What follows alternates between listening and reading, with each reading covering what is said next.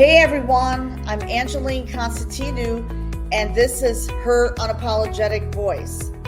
This podcast was created for women who lead but are done leading from apology. Here we have real, unfiltered conversations about boundaries, truth, and confidence.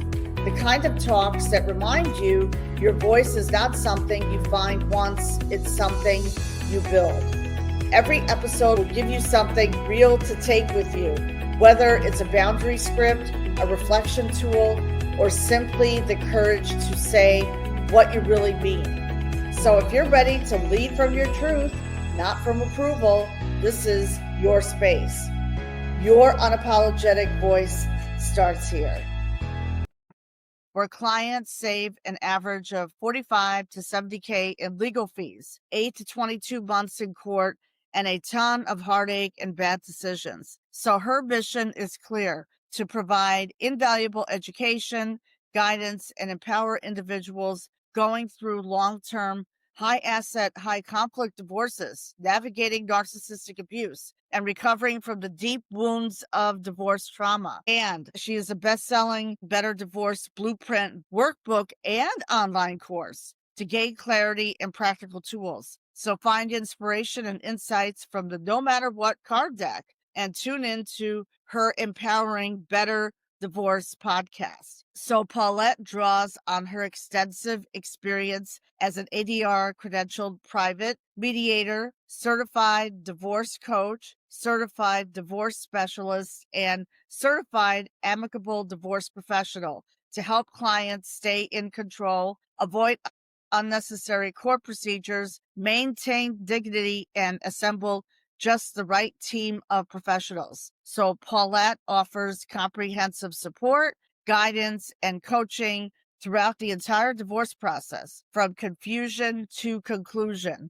Through Better Divorce Academy and her authored works, she reaches and supports a wide range of individuals facing divorce. Paulette's proven strategies, compassion, and unwavering dedication to empowering her clients are revolutionizing mediation and the divorce coaching industry. So today we're going to be talking about breaking free from high conflict divorce, what women need to know. And without further ado, Paulette, here you are. Good afternoon. Hi, thank you so much for that. It's an honor to be here. Well, it's an honor for you to be here on Her Unapologetic Voice podcast, because this is going to be a real and raw conversation today. So before we get into our topic, what I always ask all my guests, what time is it where you are? Oh my goodness, it is 2:41 p.m. in the afternoon. East Coast. I'm in the East Coast Yeah, too. yeah. Well, I'm very Well, I'm happy. in Atlanta, which isn't really the coast. Yeah. It's, I think, the most west EST there is, so which is surprising. I always kind of thought it should be central, but I'm still East Coast, so yeah.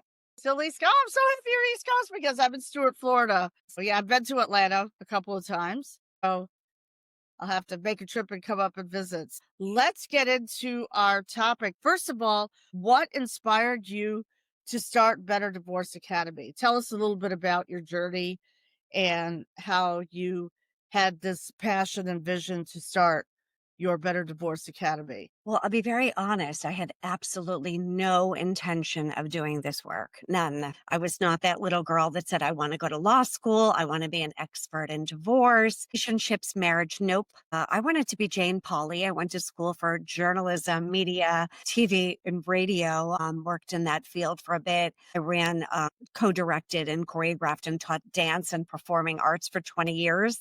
I was a birth doula, a lactation consultant, a yoga teacher trainer, a macrobiotic cook, an Ayurvedic consultant. I did a lot of things and hung out with a lot of women, thousands of them, no exaggeration, over the years. But I got married really young. I was 17 when we met, 22, turning 23 when we got married. And everything seemed fine. It was on my list of things to do. Graduate from high school, go to college, fall in love, get engaged, get married, have babies. Isn't that on our list of everything we're supposed Right, to do? exactly. Get a job and all this Yeah, stuff. exactly. Check, check. And I realized, like, oh my, what did I do? There was that song by Talking Heads called Once in a Lifetime. And Mm. as I was getting out of my minivan, crossing the street to get the mail, that song came out on the radio. And, I don't know if anyone else can relate, but when you get the mail, you keep the doors open and the car is blaring. And I heard the song. And as I was crossing the street, because the mailbox was across the street, I looked left and right. That song was on, and I heard David Byrne, who's the lead singer of Talking Heads. He doesn't sing, he talks, and he says, "This isn't my beautiful house. This isn't my beautiful wife. How did I get here?" And of course, I don't know, look up the lyrics, it'll make you I cry. I'll look it up.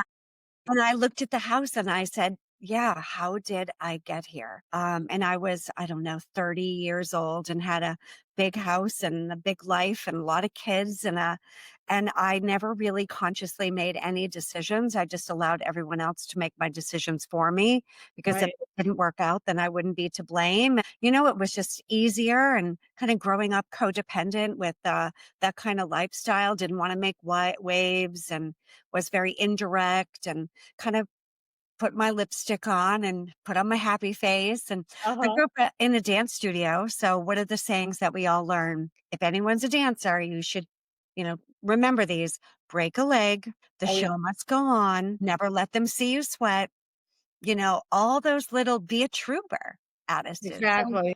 And I was told it's not that bad. I mean, and it wasn't like abusive or anything. Like I wasn't the battered wife, but it was just very controlling and compartmentalizing. I felt silenced. I wasn't really able to find my voice. I was horrible at communicating. I was just a people pleaser. Yes, yes, yes, yes, yes, yes.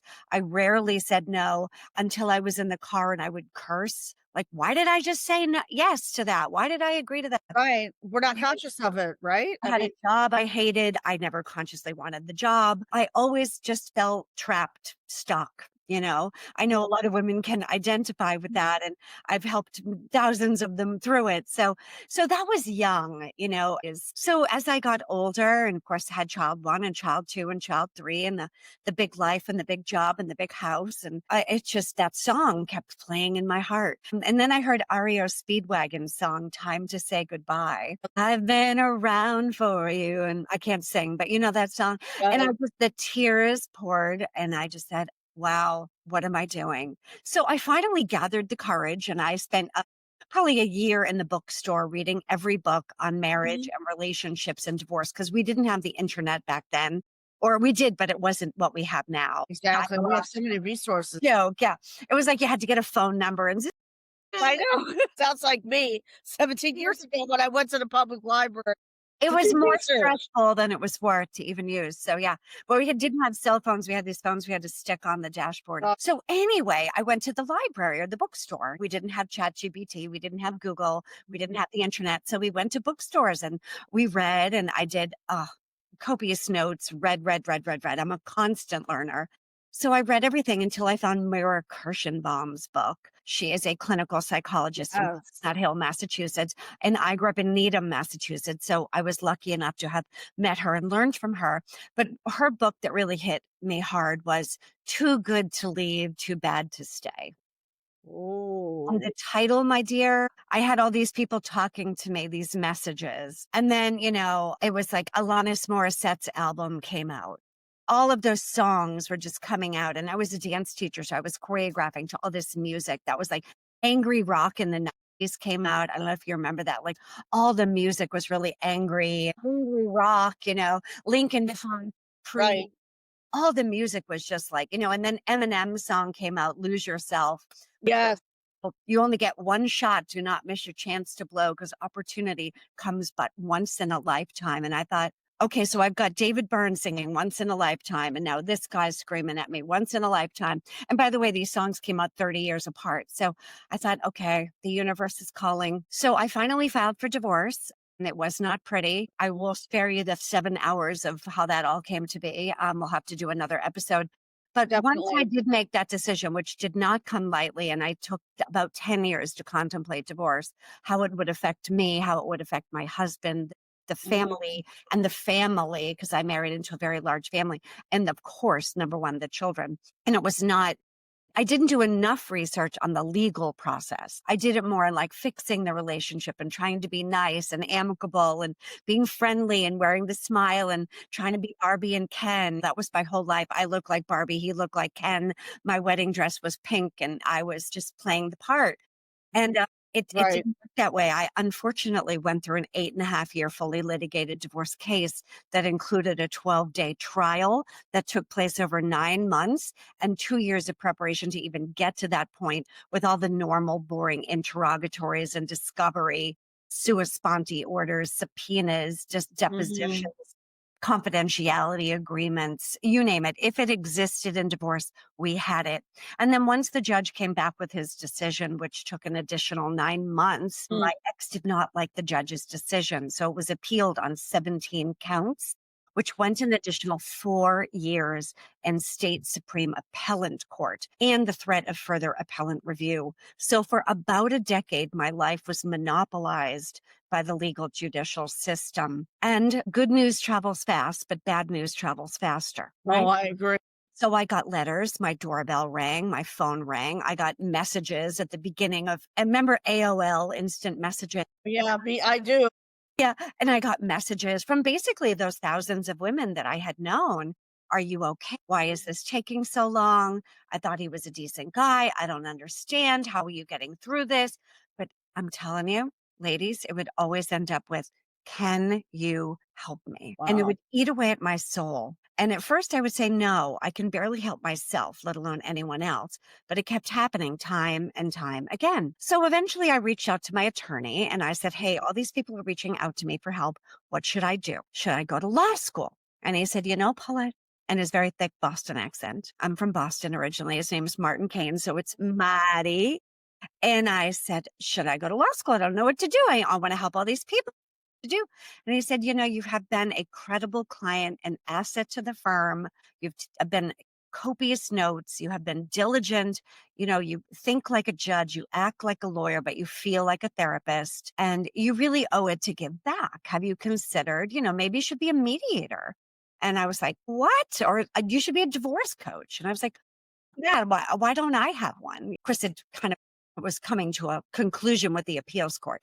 But at that point, I said, I've got to do some more research. So I watched a documentary called Divorce Corp, and I Mm. learned that divorce is a 50, probably more 70 billion-dollar industry. It's a documentary. I highly recommend everyone watch it. It teaches you about the divorce industrial complex, and the divorce is basically a business. And it just ate a hole in me that basically families were destroyed or could be destroyed because of the, legal system. And I'm not pointing fingers or calling names. It is what it is. We have a judicial system for a reason. There are many reasons that people need to go to court for an answer. Mhm. Good news is Mhm. that only 3% of cases go to trial. 97% of divorce does not go to trial, like mine. That's pretty good. Uh, wow, that's a high So, number. right, 97% does not go to trial, but 3% does. And of the 3% that that do go to trial, only 1% of that 3% goes to appeals court. And unfortunately, that was me. I am the 0.001%. Oh, geez, And wow. 73% of divorces initiated or filed by women. Yes, we had Women. talked about that. Yeah. Why such a Mhm. high number? I'm Well, just men curious. are men would rather just be status quo. It's not that bad. I'll just go play golf. She's going through menopause. I'll just stay busy. I'll have an affair. I'll just look the other way. I'll just call her a bitch. Whatever they need to do. They don't want their life to change. The house is clean. The dishes are done. She's working or not working. She's contributing on some level. I like my life the way it is. Sure, it'd be great if she'd X, Y, and Z, give me more sex or be more whatever. But for the most part, they like their life the way it is. Women have higher standards. Women don't want to just accept mediocrity, and they certainly don't want to accept one of the 7 types of abuse, or dare I say, all 7 types: Yeah. psychological, mental, emotional, physical, sexual, and financial and spiritual. Women are not interested in accepting mediocrity. They want a real collaboration. They want a connection. They Mhm. want a relationship, one that's built on congruent goals and aspirations, visions, hopes, dreams, versus just like, it's okay. We don't want vanilla ice cream. We want Oreo or Rocky Road or, Yeah, no, there you go. we want something with pizzazz or flavor. Right. Now, I'm not saying all women.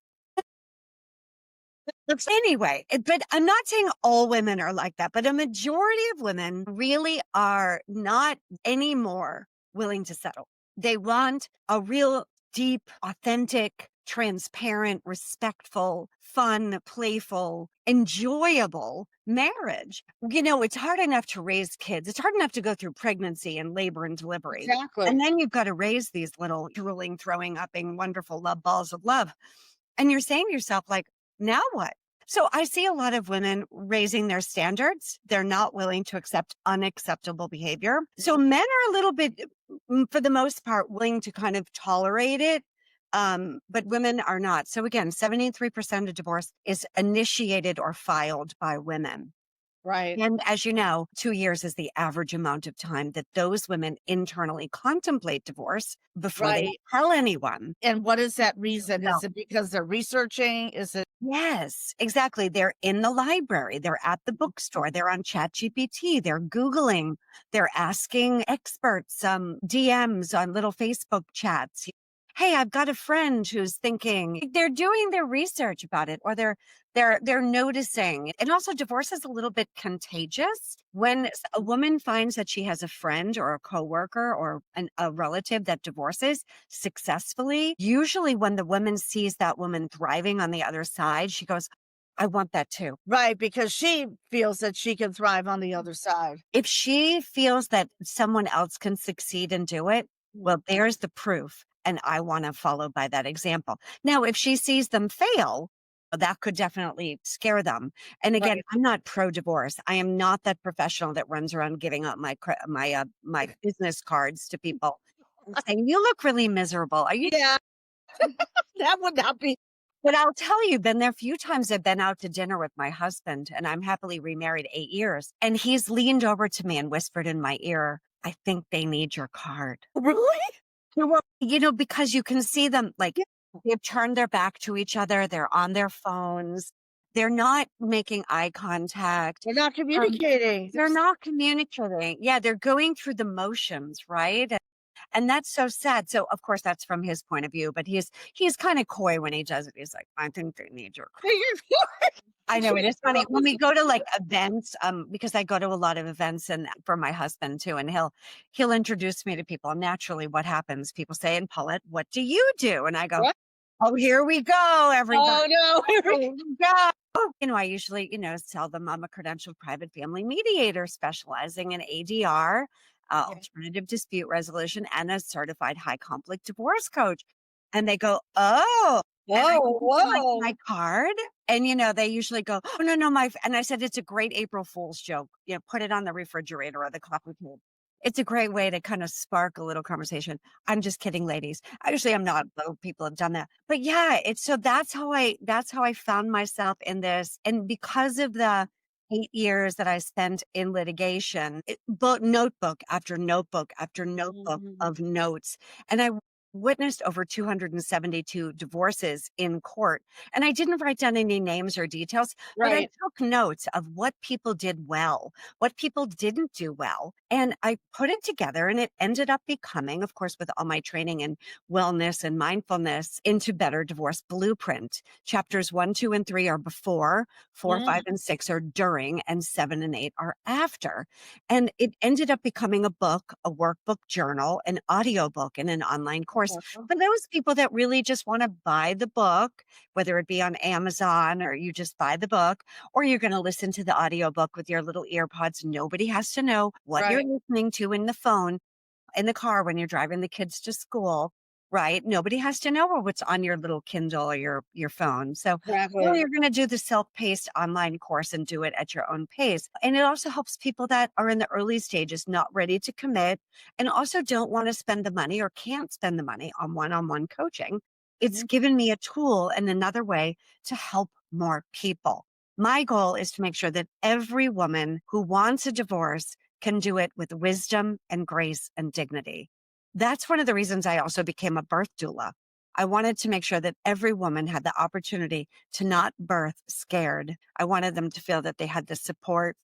My 3 births were, very different, but I was very scared, and it's one of the reason I became a birth doula, and it's one of the reasons I do the work now, is to give Okay. women, although about 40% of my clients are men now, naturally in mediation, 50% of husband-wife, although we should say spouse A and spouse B now, not everyone is husband and wife, but either side. And then the other half are, coaching clients. So whether Okay. I'm helping couples in mediation or individuals um, in coaching, I'm there to help them from confusion to conclusion every step of the way. Because that process is, like I said, confusing in the beginning. Very. Overwhelming, stressful, fearful. We don't know what we don't know. And there's so much to take into consideration. Your thought process, feeling your feelings, deciding what you really want. What is that? Being responsible for yourself and taking ownership for the part that you Exactly. played in the demise of your relationship and knowing all the deal breakers. And there are 38, understanding them. There are 21 main reasons couples divorce. And if you have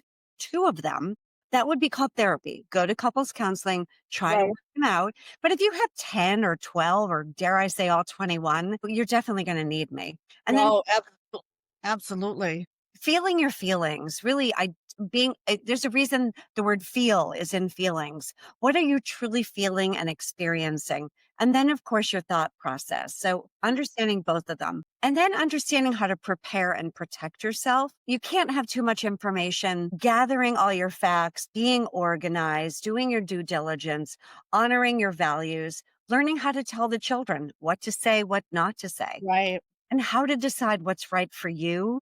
There are 5 methods of divorce and only 4 things the courts care about. And breaking down the methods of how to end divorce, knowing which one is best for you, how long they take, how much they cost, all Right. the steps to them, really getting it down to a science so you can pull out the emotion and just get the facts. And then the hard part is mitigating those outside influences. What your neighbors think, your sister think, your mother thinks, your friends think, your Right. husband thinks, really getting clear on what you need and mitigating all those outside influences. It's very difficult.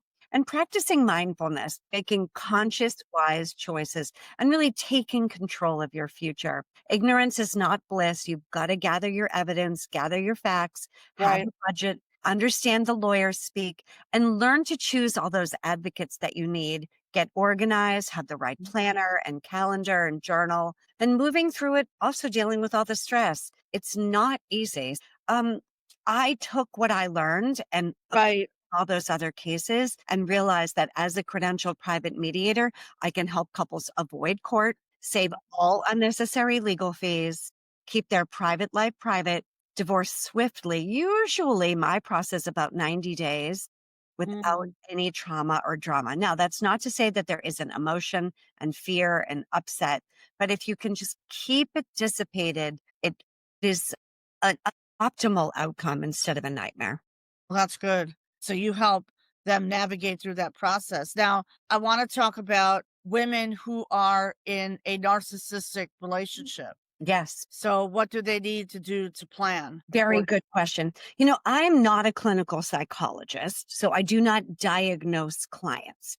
But Okay. when I listen to clients Mm. tell me about their spouses and they give me the evidence, it's pretty clear that they've fallen into a category of what I like to call antagonistic spouses. Whether you want to call them a pain in the part of your body. I know this is Get an it. unapologetic voice, but we do Right.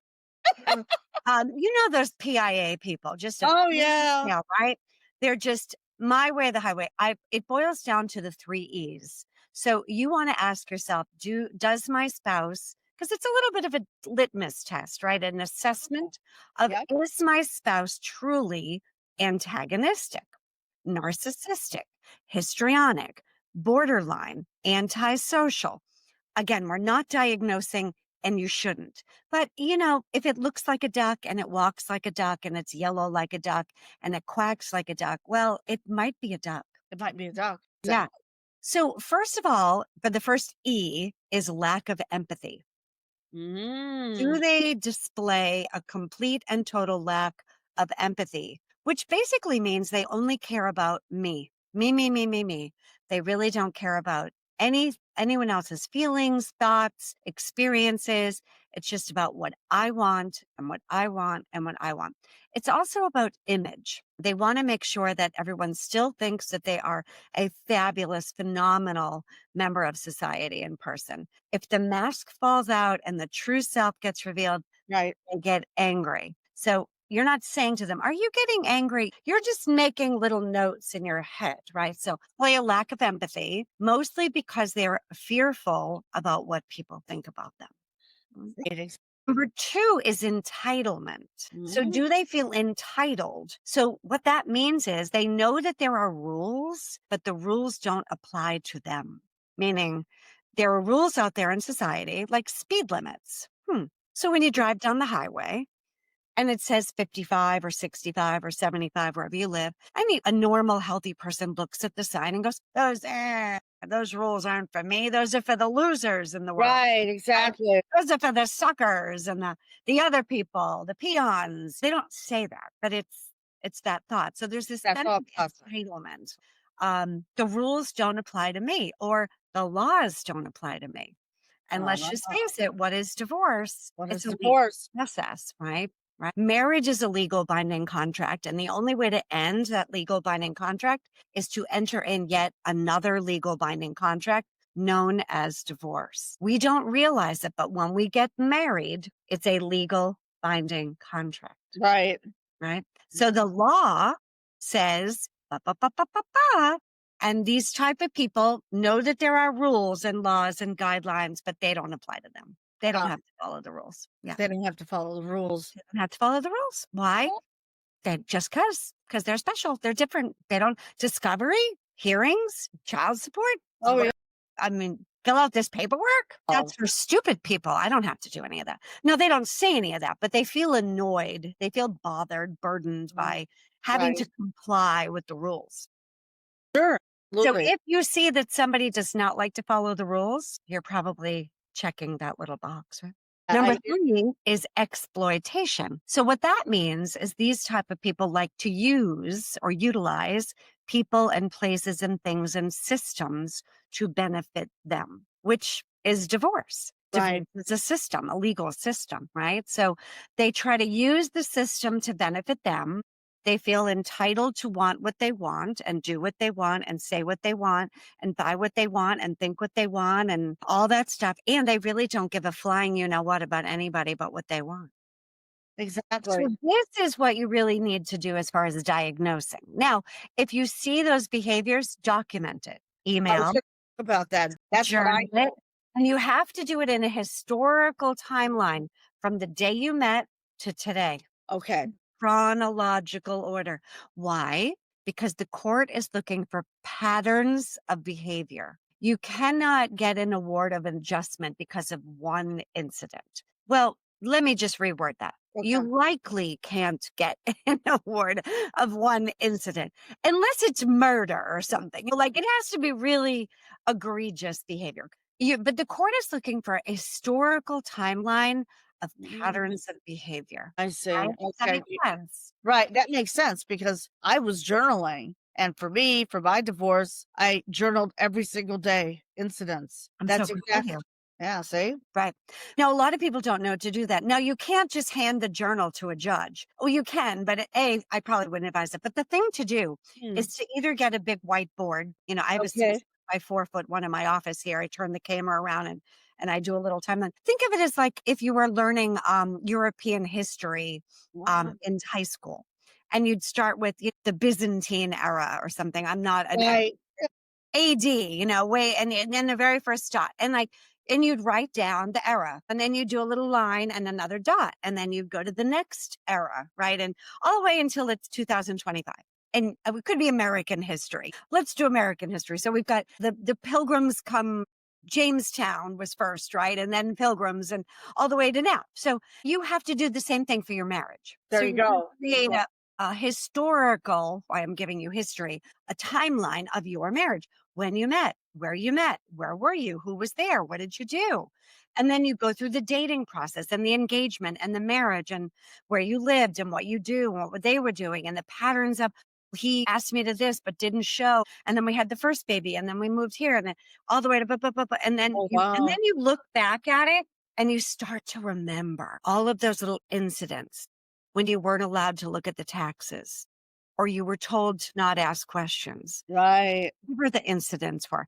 And because what happens to our memory is it's just a little here and a little there and it's all disjointed. And remember when this, and Oh, it's yeah. not chronological. So you are not a credible witness because you're like spaghetti at the wall. You have to Exactly. not be spaghetti. You have to be uncooked spaghetti in the box, you know, lined up nice and neat, not just blah, right? So if you walk into court with a color coded, visual, laminated display of your marriage in a timeline, you are so credible, particularly if you can back it up with texts, emails, phone calls. Exactly. And then you have exhibits to show each one. Do you know how much money I just saved you in legal fees? If you do that, thousands of dollars. Thousands of dollars. Absolutely. Thousands. So before you do that, I can spend with my clients maybe 2 or 3 hours, turn around my camera, do it show it right there. So my little whiteboard right there. It's very big. I love it. I love it. See? And there's my little chair. If you live local, you come sit in my little chair. Oh, I love And that. we map out your entire marriage so that you are number one, credible. Number two, believable. And most important is likable. There you go. That I agree. And it really, demeanor has a lot to do with how the judges perceive you. If you go in with a chip on your shoulder, arrogant, selfish, disrespectful, kind of know it all, the judge will usually be like, she's a piece of work or he's a piece of work. Or Don't need to oh, pick on. You know, if you go in really with your I's dotted and your T's crossed, the judge is going to want to hear your story. mm, Now, if you can mediate and avoid litigation and you still have your historical timeline in your hand, you're not going to get emotional because you have the facts in front of you. Where they say, I never did that. We never went there. That never happened. I never bought that. You're like, yes, on January 3rd, 19, whatever, you bought a, whatever. You have it all right there. So Sure. really helps with, but the overall guidance, if anyone wants to get something really substantial from this conversation you and I are having, Mm. but the keys to a successful divorce with these type of difficult people is twofold. Number one, you have to have radical acceptance of who they are. Meaning you have to accept that your partner may never change. Yes. That allows you to stop clinging to the unrealistic hope that they may, in fact, be someone different or change. Mhm. It's just a bad day. They only did it once. They promised this. There's a lot of future faking. And if you haven't listened to Dr. Ramani's 38 videos on glossary of narcissistic relationships, I Wow. highly recommend everyone do that. And of course, read not Dr. Melody Beattie's book, Beattie, book called Codependent No More. Yes. Read the book. So you really have to give up clinging to hope that they're Very good. good. Because they all feel they're going to change. They don't. Remember we talked about if it's a duck and it looks like a duck? Right. If they're showing you who they truly are, believe them and let go. That's right. And number two, you have to have realistic expectations. Each divorce is unique, but you've got to understand the divorce process. Mediation looks like this. Litigation looks like that. There are 5 methods of divorce: DIY, 3 forms of mediation, collaboration, arbitration, and litigation. There's also amicable, but it's kind of part of the mediation centered divorce. But for the most part, those are your methods. You've got to pick the right one, have realistic expectations of what is the process? How is it conducted? Who is there? Who are the players? What does it cost? How long does it take? Really understanding each and every aspect. And then what are the topics that the courts care about? Number one, legal and physical custody. So Right. the number 1A is legal custody, which is decision making. Who makes the best interest decision making of the minor children? Now, in most courts and most aspects, most courts are looking for parents to share that responsibility. kind of like you do when you bring the baby home from the hospital. There you You're go. parenting. But we now shift from parenting to co-parenting. But sometimes what happens with narcissistic spouses is Mhm. we shift into parallel parenting or even worse, counter parenting. I'm happy to talk to you about that, but there are these gradients of parenting, co-parenting, parallel, and they get more and more separated. So if you're aware of these type of dichotomies and nuances of the parenting dynamic in divorce, you have to have a realistic expectation. How is it going to be to co-parent with this person? Who's making decisions and where are they sleeping? What's your work schedule? What their work Mhm. schedule? How are you going to share that responsibility? Is it 50-50? Is it 60-40? Is it 90-10? What's the schedule? Is it 2-2-5-5? 2-2-3 every other week? Right. There you go. Realistic expectations. Most judges in most cases are looking for parents to share time. That's For sure. just a fact.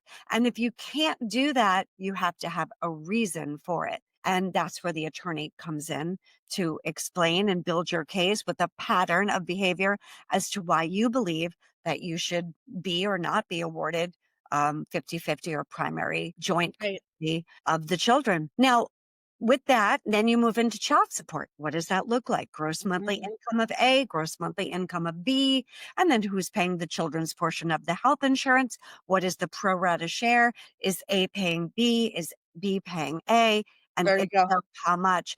And of course, in most states, it's until they're 18. Child Uh-huh. support is for the benefit of children, food, clothing, and shelter. It Right. typically does not cover extracurricular, travel, uncovered medical. So you really have to be realistic about Mhm. what it covers. I was meeting a case yesterday where they were flabbergasted that child support does not cover private school. Well, not everyone can afford private school. That's true. So That's true. how would the court possibly mandate that a parent pay for private school when it's not? Yeah. How is that possible? Because they're so high now. Yeah, exactly. So if you want your child to go to private school, the parents have got to figure out a way above and beyond. Do you have the means? Is it in the best interest of the child? And are you both in agreement? Right. So those Right. are kind of the nuances with the child support. And then we get into the division of assets and debt. What do you own? What do you owe? Can we eliminate the debt and share the rest of the assets? Is it 50-50? Is it 51-49? Is it 90-10? If it's a community property state, naturally it is shared equally 50-50. But in an equitable division state, that's up for negotiation, right? And then lastly is spousal support, which Mhm. used to be called alimony or maintenance. I don't like the word maintenance, but that's not my word. And is your case a case for spousal support? Some are, some aren't. Discretion of a judge, length of marriage, need and ability to pay. So these are the realistic expectations that you have to have in your case. And then once you understand those two foundational bases of moving forward, can I Right. radically accept that they are who they are? And do I have realistic expectations of what likely would be the outcome? How do you learn that? Well, you study. You interview attorneys, you work with a divorce coach, you speak to mediators, you do your homework. But you understand those antagonistic tactics. Stay calm and unaffected. Narcissists thrive on your emotional reactions to everything. Don't let their provocations get under your skin. There you go. Easier said than done. It's like picking a scab knowing it's going to bleed. Oh, I agree. I agree. Staying calm and unaffected, not easy. Another reason you need a divorce coach. So you can be like, help, I need help. Like I usually have my clients have 2 pads of paper or they're copy and pasting what it is their spouse is texting them. And then I help them craft the appropriate response. I love So that. they're now taking the emotion out of it and they're able to respond from a calm and unaffected response that won't come back to bite them in court. And I, Exactly. yeah. Exactly. Because like you'll see especially like on social media, like, oh my God. Yeah, let's not talk about social media. That was a sarcastic comment, honey. I mean, no, 86% of divorce evidence comes from social media. So I be believe very it. careful. Sure. So you pretend that these tactics don't bother you. There you Now, go. acting unfazed Right. For their Right. control attempts, you disrupt their strategy. Exactly. Don't worry about what they're doing. Right. And you can worry, but don't let them know you're worrying about Don't Have let them know that you're worried. You're like doing have a being coach. apologetic and being affected. I Mhm. think that's huge. And That's then huge. lastly with that is removing their emotional vulnerability. Okay. So they use your reaction to control you. Staying composed weakens their grip.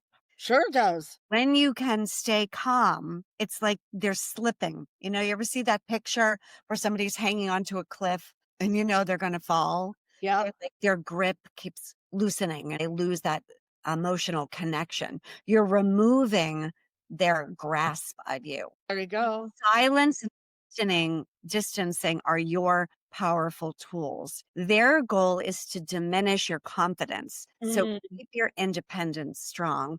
And how do you do that? In any way, shape, or form you can. You know yourself. What is it you need to stay calm? Is that a bubble bath?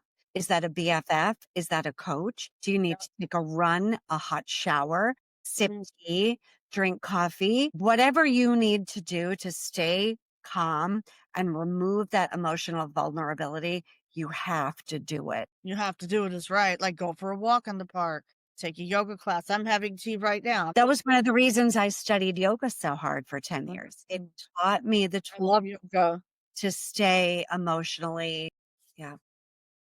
There you go. I want to talk about the journal because before we hopped on, so when do women buy the journals? Well, the Oh, journal is sort of a companion to the book. So the book, Better Divorce Blueprint, is 308 pages. oh And it's wow. broken up into 8 chapters. As I mentioned, 1, 2, and 3 is prior to doing it. It's the thinking, the organizing, the planning, the understanding, all of that stressful. You only get one shot at this, as Eminem said, right? There's no dress rehearsal. So we have to make sure we dot our I's, cross our T's, and go into this feeling completely prepared. 4, 5, and 6 is during the kids, the people you need, the process. And then 7 and 8 is after. Do you change your name? Mm, Working, financial independence, new love is possible, goal setting, to name change or not to change. There's so many things to think about. But what I did was every time in the book I ask a question, mm. in the journal is a place for you to write it down and Love that. parallels it. So, chapter 1, first question, you open the workbook, the question is right there. So, you can't skip ahead.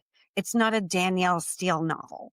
You know, There you go. gonna just logistically, this isn't, a sit down light read that you're gonna like, isn't that nice? I mean, there are parts of it that are storytelling and fun and, little, Mm, like lessons learned. But for the most right. part, fact driven, it's educational, educational, educational. Time I ask a question, instead of it writing it in the margin or dog tearing or folding it over or having you're not going to skip a question because each and every question is there. Now, the first 30 pages of the workbook also has to do with how to divorce a difficult, antagonistic, narcissistic spouse.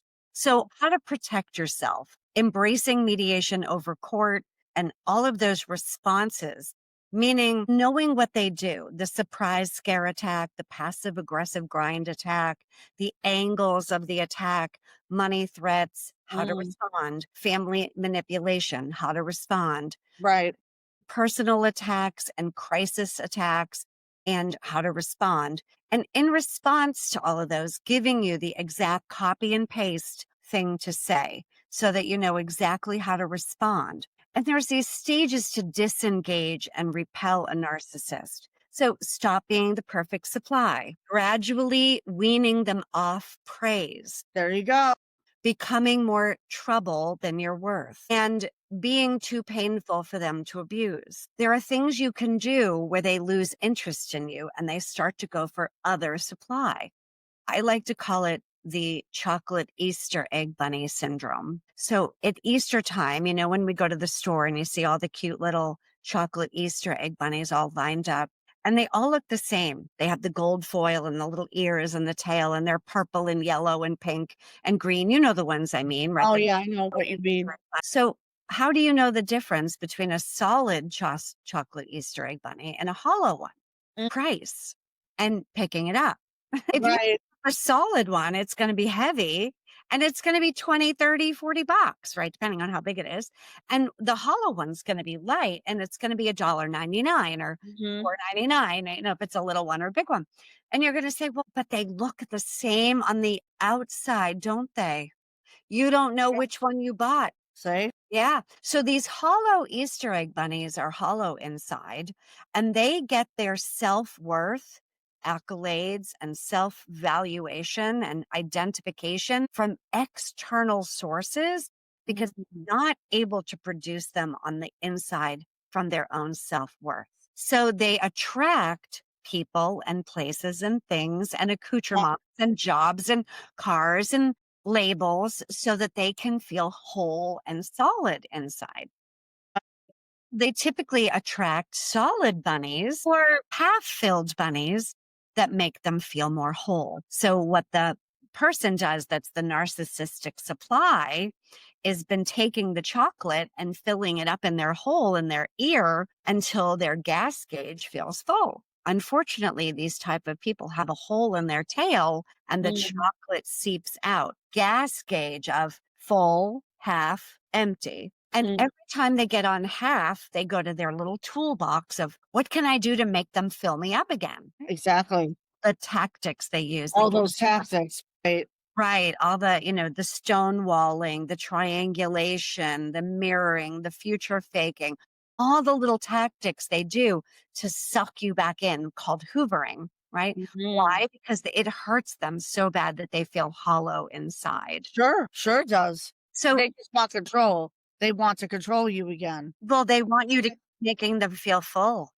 And Ah, the reason they wanna control you is because you've stopped doing what it is that made them happy, which was praising them, making them feel wonderful, keeping the house clean and making money and taking care of the job and the kids and the this and, you know, telling them what a wonderful, handsome, fabulous mm, person they are. And all of a sudden you're like, "Listen, dude, fill yourself up. I'm busy." And they get mad. So it's very it's alerting, but it's also very empowering when you understand about this hollow Easter egg bunny theory. mhm. I don't know if I invented it or not. I just know that this is what I see in my clients when they say, well, he keeps this and he wants this and it's a, and they feel so hollow inside. Mm, And I was in the store one day and just saw the solid bunny and the hollow bunny. And I said, but they look the same. You just right. don't know. But there are many steps that you can take to manage and disarm them. It takes time and Sure. expertise, but those are the best places to start. Start with the 3 E's. Do they have a lack of empathy? Mm, They display a sense of entitlement. The rules don't apply to them. I know when mm, everyone else gets divorced, there's discovery, but not when I do. And is there a sense of exploitation in the system? Are they going to use the right. entire system to get back at you? And that's how you know. And if you don't know, now that you understand, keep your eyes Mm. open. We are coming up to the top of the hour, and this is a great conversation. Talk about real and raw. Wow.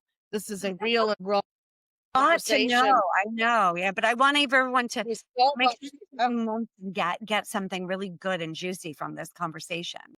Yes, and make sure that you document because documenting is so critical. So, But not just documenting, make sure there's a pattern and that it's mm, chronological. right, exactly. So, if a woman listening today is stuck, scared, and unsure how to leave a high conflict or emotionally abusive marriage, what is the one message she needs to hear from you right now, today? You're stronger than you think. If I can do it, anyone can, right? I was terrified. That's why I stayed so long. And again, you know, the levels of, if you feel controlled, if you feel minimized and made to kind of feel like you had to fit in a box, you don't have a voice, you can't ask questions, you're always running around codependent, you know, you're communicating indirectly because you're afraid of what might happen if you're walking on eggshells.